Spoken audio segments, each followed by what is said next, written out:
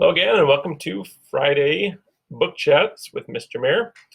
Today I'm going to talk to you about some nonfiction books that we have here at the library. Some of them new, some of them a little bit older.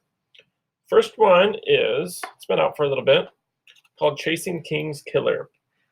So on the evening of April 4th, 1968, Martin Luther King Jr. stepped onto the balcony of the Lorraine Motel in Memphis, Tennessee. What happened next? A man in a window, a rifle, and a single shot. One of the most horrific and tragic events of the 20th century. But this book isn't just about the murder. It does a fantastic job of telling the story of two men. One, a heroic figure making waves where he would stop and speak. And the other, James Earl Ray, a mysterious lifelong criminal and what led up to that day. It's an action-packed narrative of what led to the murder, as well as one of the biggest manhunts in American history after the fact. The next book is called The Faithful Spy, Dietrich Bonhoeffer and the Plot to Kill Hitler. If you like World War II and reading about that kind of history, this one is perfect for you. So Hitler's Nazi party is gaining strength and becoming more menacing every day. Dietrich Bonhoeffer was a pastor and was upset that the German church, wasn't doing anything about it. And he didn't agree. So he formed a breakaway church to speak out against the Nazi party. And when the Nazis outlawed that church and started viewing Bonhoeffer as an enemy, he escaped.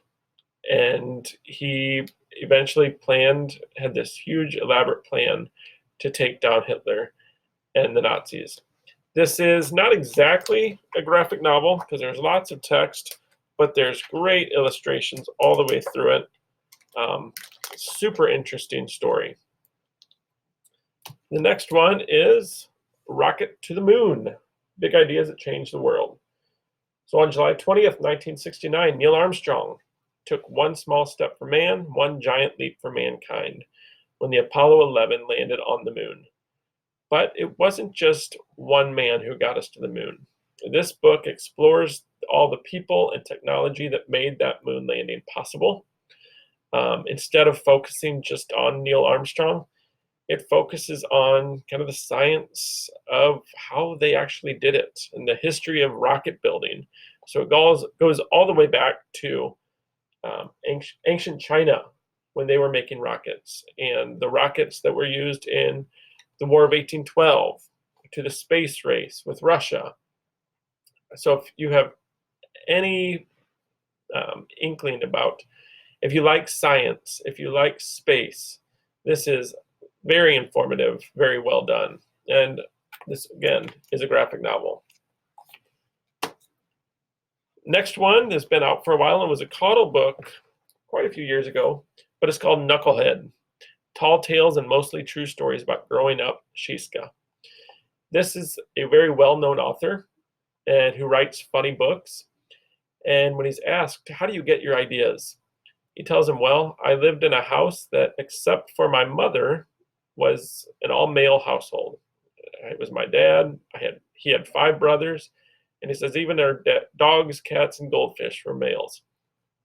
There are crazy stories in this, like at one point they were on a car trip and one of his brothers pukes and it turns into just a puke fest in the back seat.